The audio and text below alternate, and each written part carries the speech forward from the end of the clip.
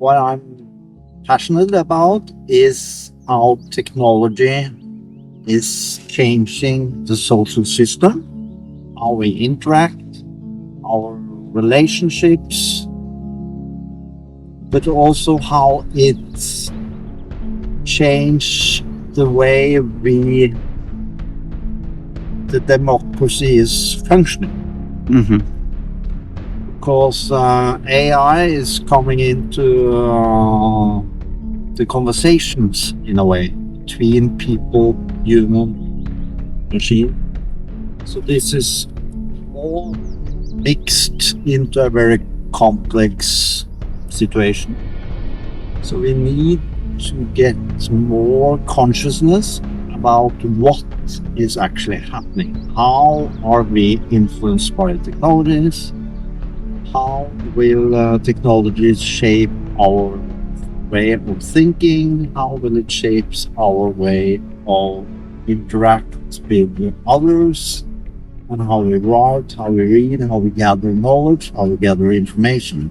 All these things I'm very interested in to get more knowledge. Bae Brandtzaeg is a professor at the University of Oslo. It will not be a surprise for you if I tell you that living in Norway he does a lot of skiing, but he told me that his main hobby instead is rather his work. And this is what we're going to discuss today. His research is on people's use of new technologies and the social impact that new technologies have. So this is what we're going to discuss, and in particular artificial intelligence, which is a big topic nowadays. Yeah, so far there are actually some already discussions about the impact of artificial intelligence. I mean, we hear about it a lot in the news. And do you think that people are aware enough, because you want people to be more aware? So you would say that people actually don't realize the impact it can have? Or do you think like we speak too much on one topic but not enough on another topic? So I think the knowledge about how AI works, not works, is very little.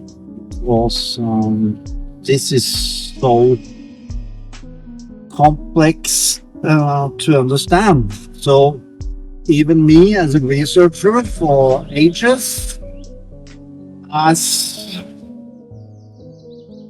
problems in understanding how AI is actually impacting me as a human. So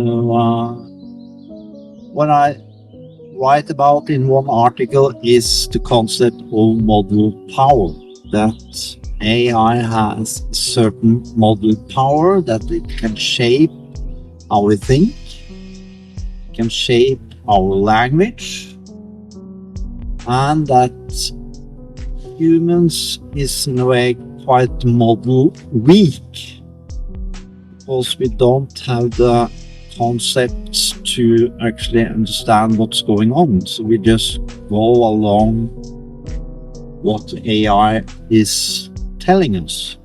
So this is what worries me. So this concept of model power, I think because I've read your article, you take it from an author, a previous author, and you apply it to artificial intelligence, right? Maybe can you tell us what this author says about model power, so that we can understand how it can be applied after to artificial intelligence? What is model power? Model power is, for instance, institutions, people that have, in a way, power to define how the world looks like. This theory by one called Bråten is applied to understand society and how it works, and how he is saying that society is not a real democracy in a way, because some people have the definition of power, but we are in a way playing sort of a game that we all are in a discussion, all are in a position to change ideas and how the world is functioning. But according to Bråten, this is kind of a fake kind of dialogue, because there is some that are in this position to actually define how it looks like. And I think AI now is this position. So I want after to understand better how it can be applied to artificial intelligence. Just to make this idea, maybe I'm trying to take an example to understand it, the model power. Would it mean, I think it can also apply even in social situation, like even in a classroom where there are different students. And basically, if I understand correctly, it would mean that some students of this classroom, they have a certain understanding or view of the world, of how things work, their model, and others have a different one. But there is one weaker model and one stronger model. I don't know if that's the word. And then what happens is that the weaker models actually start to take the idea of the stronger model. They start to become influenced and go with the stronger model. Some people, or a lot of people, goes with the stronger model because we are influenced by it. So it's not a proper dialogue. It's some people that are steering the dialogue in society. So the dialogue is fake or play that is not real, because some people have the definition power and the definition power of the world. And I think that if you look into the media production, for instance, newspaper production, this have been, the definition power has been humans and editors and journalists. But this is not necessarily the case anymore, because now it's more and more engineers, technologists that are having this power. And now we have the AI models that are, in a way, conceptualizing how we should understand the world more and more. So this is what I see is concern. So this phenomenon of model power, it's interesting to understand from what you say that it's always been happening, right? Before this model power, what the stronger model power, like you were saying, more journalists or influencers, I don't know, of the previous centuries. And now it's a new kind of influencers, maybe not the Instagram influencers, but rather, at least at the level of society, the people who, the big technology, the ones who, because they influence so much. So by this, you're thinking of Google, Apple, Facebook, the GAFAM, right? What we call the GAFAM, Microsoft. Engineers and technology owners that have this power. For instance, Elon Musk that bought Twitter now.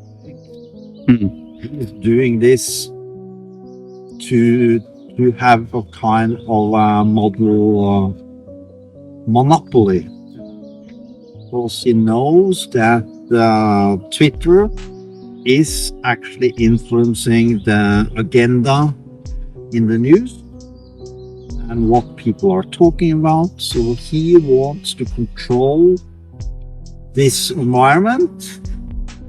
And now we see this more and more with AI models. You have ChatGPT, that are a lot of people are concerned that ChatGPT is left-leaning. It's like a liberal college student talking. So then we have other models. Grok is made by Elon Musk and so on. Mm-hmm. That is is trying to challenge this worldview presented by ChatGPT. Mm-hmm. Because ChatGPT is defined as a woke AI, a liberal AI, a left-leaning AI, while Grok is more a right-leaning AI. So you have different AI models in a kind of ideological world trying to present their worldviews. But in the long run, this diversity is somehow good, but it can also polarize the world. Mm-hmm. But I think in the long run, there's only be some certain big models that will be owning in a way the worldview. Mm-hmm. The business models around this model is very complex. Mm-hmm. And at this point in time, we are in a wild west kind of environment, as we saw also with social media in the beginning. It was a lot of different social media channels. Mm-hmm. It's mainly Facebook, Instagram, or Meta, and then you have TikTok. But I think this diversity of AI models is going to vanish, and that there is only some certain models that will be on top. So there are plenty of very interesting things in this. I mean, one is the political orientation of these tools. So, but even I'm thinking, of course, of. I mean, I didn't know actually that artificial intelligence had this reputation. Like, so we should call it social artificial intelligence when they are actually interacting with humans and producing words, right? And that ChatGPT could be more left-leaning, and another one, for instance, the one Grok by Elon Musk, more right-leaning. Yeah, I didn't know that they could have this difference of political orientation. And then you say that maybe at the beginning there is some diversity, and you also say, interestingly, that it's a good thing. And then it could be, okay. And then you say that you think that it's gonna get more homogeneous. I'm thinking also that we could translate it with social networks. So social networks, they also have like left-leaning, maybe would be more Facebook, Zuckerberg, I think so.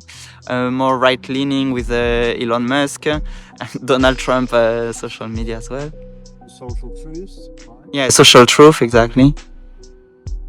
With Trump, yeah. So this is in a way the same landscape is now coming into these AI models as we see in social media. And before that, so before social networks, we also had, like you said, newspapers. Of course, I mean, we still have more left-leaning, right-leaning. And there, what is new, I understand also with the... there are actually two things that I see are new with artificial intelligence. The first one is that we don't realize so much. I mean, personally, I'm a student in politics, and I didn't even really think about ChatGPT being politically oriented, for instance. And so, yeah, maybe we should be more aware of that. And another thing is that it's at an unprecedented scale, because newspapers, they were still national or regional, even though they were everywhere. Social networks, maybe they were already everywhere in the world. So what would you say is new with artificial intelligence? Is this rather the first element that people, it's harder for them to realize that it's politically oriented? Or would you say there's subtle manipulation? Because when you when you go to the shop to buy a newspaper, as we did before, or we could have order some newspapers that we actually enjoyed. It was, in a way, we knew that this was left-leaning, we knew that this was right-leaning, but in the AI world, this is much more subtle.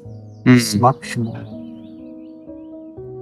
hard to actually see what's going on, because it's not ChatGPT is not branding itself as being left-leaning. Grok is not branding itself as being right-leaning. So I think that when it comes, or Gemini, this Google model as well, is also regarded as very liberal, very left-leaning, very woke. And some of these models, like Gemini, is not even possible to discuss politics, because it's very afraid of touching on people's toes regarding a political view. But anyway, everything is political in a way. So if you ask Gemini to write an essay regarding health, regarding fashion, regarding environment, it will be political alignments into the wordings that Gemini is choosing. So we are in a situation where AI has what I call content regimes. It decides on topic, it decides on perspective, it decides on language, which influence our maybe political viewpoints, or our stand in some cases.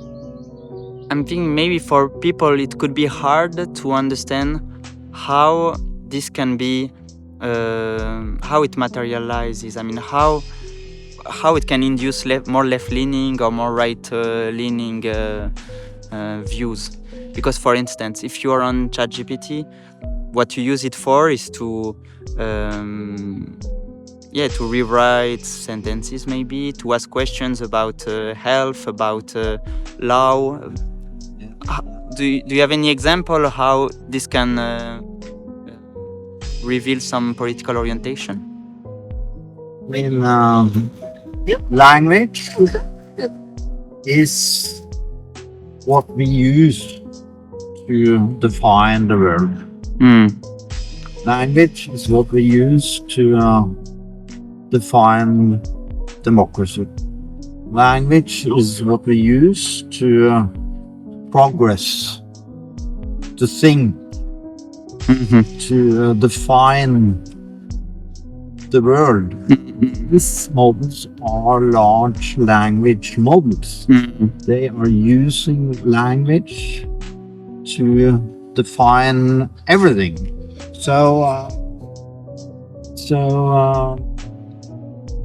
there is several examples that could be telling that ChatGPT, whatever, is having biases, having political orientation, and there is also studies that has revealed that these different AI models have different political orientations, because they are learned on a lot of different sources online. And it's not surprising that ChatGPT is left-leaning and liberal, because most of the content online is developed by left-leaning liberal people. So it's just, in a way, adopting this kind of worldview. It's very interesting. Do you think that it could become like used as a ideological weapon? So I'm thinking, because I'm also interested in international relations. So do you think that I think they maybe are already doing that, like countries which are against the liberal paradigm of international relations, they could build their own artificial intelligence to counterbalance these views? Yeah. So this is a very good point, because if you go back to Diderot, Yeah. what was the purpose he had? It was to collect all knowledge in the world into a book, Right. to democratize the world knowledge. Right. I think what large language models is doing is the same. Try, as Diderot, to collect the world knowledge into one AI model.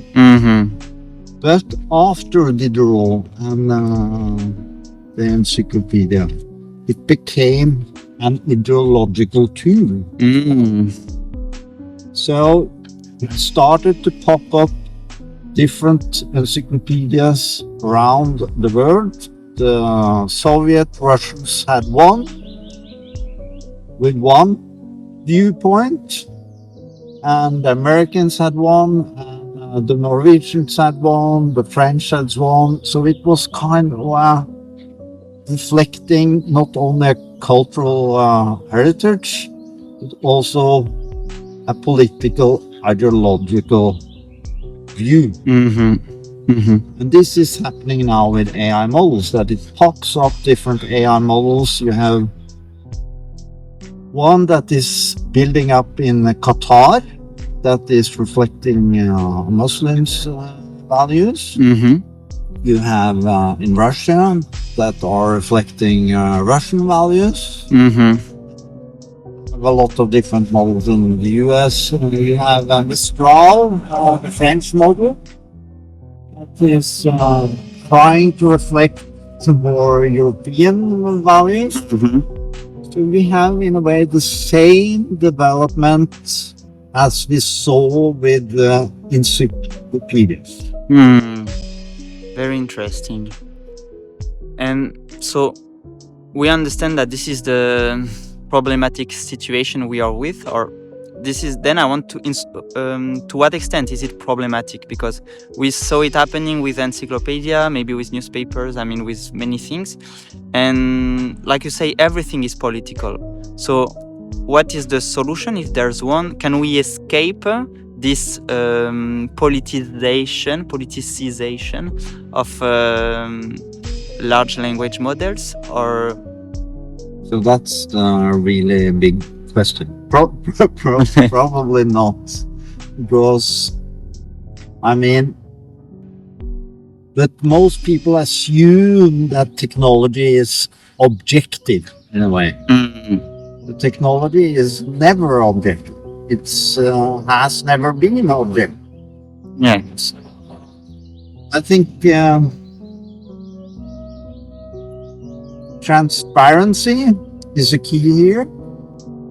So I think the news media has never been objective, those either, even if they try. But if they tell the reader why do we write about this situation, what kind of viewpoints are we selecting? We are selecting viewpoints from there and there to make it more balanced.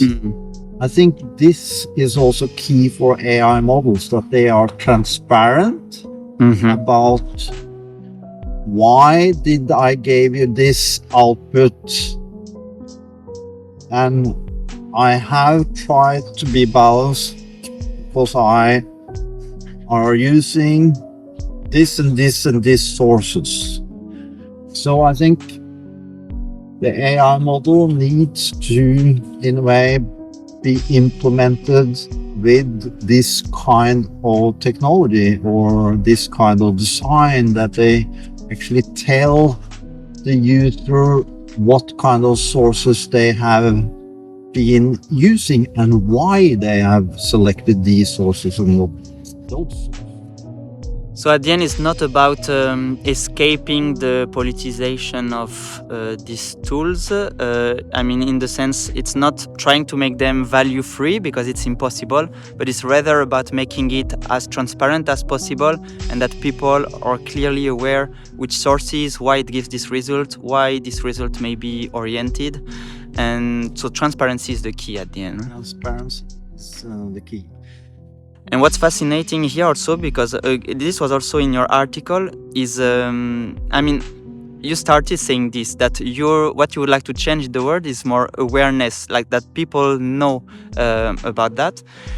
And in your article, and I loved when reading it, because I knew I'm the first one who was guilty of this. When we ask a large language model about information, they give us some answers, and these answers seem very not authoritarian, or like they seem very affirmative, you know, they are very convincing, and therefore we believe it, you know. And it's true that sometimes I tend to over rely on them, like to trust even more than maybe I should. This is a human weakness, because we want to have tasks done fast. Mm-hmm. And some are using the word cognitive laziness, that we are getting more and more lazy. Because we have this gratification of I need to do something very fast, and things is going faster and faster. I mean, before we had to go to the library, pulling out different books, check, no, this was not the correct book, I had to rent a new book, etc. And now, then we had the internet, Google, etc. And now we have these AI models, so the information flow is just getting faster and faster. And there has been also some experiments that shows that this is not a good way of learning new things, because it's so fast. And if people is going to learn something, it needs to be quite hard. You need to use a lot of energy into a certain task to actually learn and understand. Yeah. So if we make use of these large language models such as ChatGPT for learning, it's not a good solution. Right. Well, so I mean, then the question, I totally agree with this. To learn, I also heard and read that it has to be complicated, and then it gets even better printing in your mind. So learning is hardware. Yeah. ChatGPT is not hardware. Yeah. Then I mean, about that specific point, I would say that maybe it's not sometimes such an issue, because if we take, for instance, when Wikipedia came, we started to freak out, because with Wikipedia we have the answer instantly. So maybe students, they don't need to look at the encyclopedia on the library, look for it, start to memorize it, because with Google or Wikipedia they have the answer immediately. Then the question is, maybe we can mobilize our brain for something different, because we know we have this database of knowledge which is always accessible. So maybe we can just put our energy to other tasks that are more fitting. So the question is, what kind of other tasks are we talking about here? And how should me as a teacher actually learn students today? Because there is facts and things can, in a way, just find on Wikipedia and Google or ChatGPT is so accessible, as you say. So I have to learn them something different. So what I'm trying to do is to learn the students to use ChatGPT, but also to reflect on how we are using it to actually understand all the biases that are inserted in the system that we don't see at all. Yeah. But I think all teachers around the world is in somehow struggling to understand what should we teach and how should we teach ChatGPT and Google. Because here, I mean, this is critical skills are very much at the center of what we should also be teaching. I think finding the sources of the content that are generated in AI is more and more difficult. Some people are talking about an information apocalypse. That the information system is going to be broken totally. Because AI generated content is going to be infusing the whole online sphere. Yeah. So AI generated content in 2 years. Some have anticipated that 90% of the content online is created by machines. Yeah. So this is, very relevant for the ideal model power. If all the content online, which also Google is approaching in the search engine, is made by machines. Yeah. But I mean, I'm not so afraid of this because I mean, this apocalypse of information, I mean, I see that happening. I see, okay, like this, maybe internet will be flooded with artificial intelligence generated text. But I think people, I mean, thanks to your talk, for instance, today, people will start to be aware of that. And then what is written will have different values. So we could even put like a score between how much human is something, or if in scientific world, in academia, there are peer reviewers that check that this is correct and this is good, and I think that could be, this will continue to exist and will become even more important, and based on that we could have some different quality of text and we can distinguish between them. So I don't think it will be an issue in the long run. It's I think it can be also a positive development, because people might need to be more, critical as never before. And this awareness is also something that young people learn in school today, that they have to be very critical what they are finding online. Yeah. And this is good.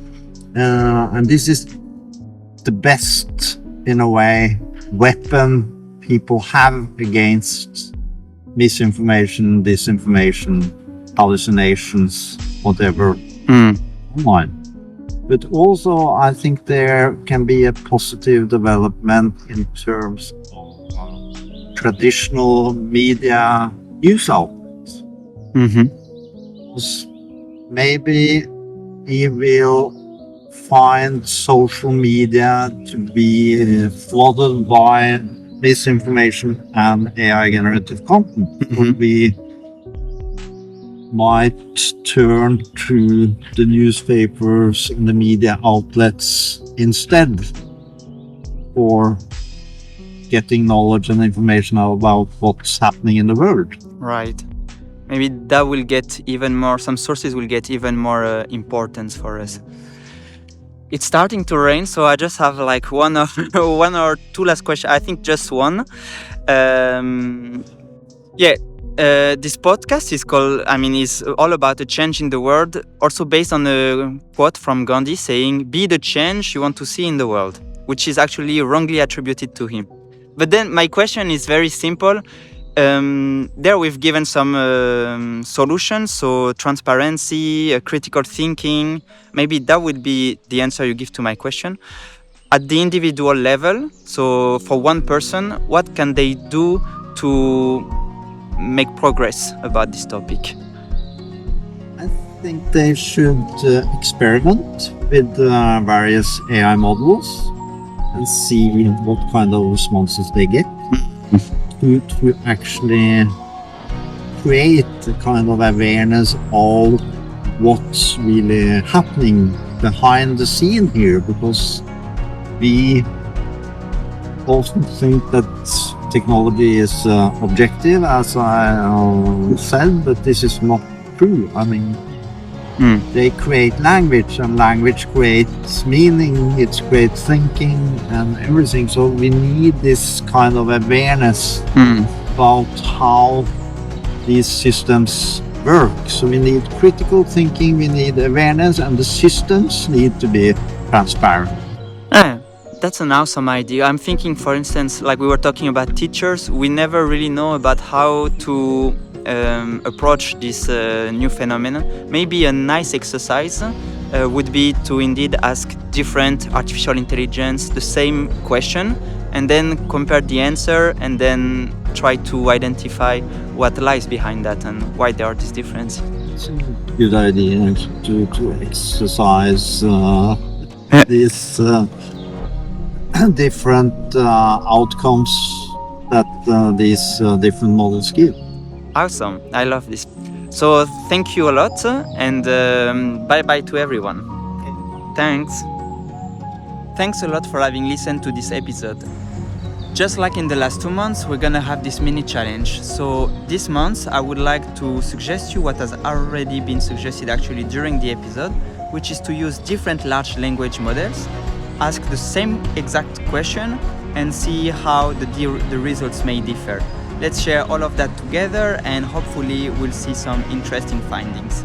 Thanks again and see you on the 1st December for the next episode.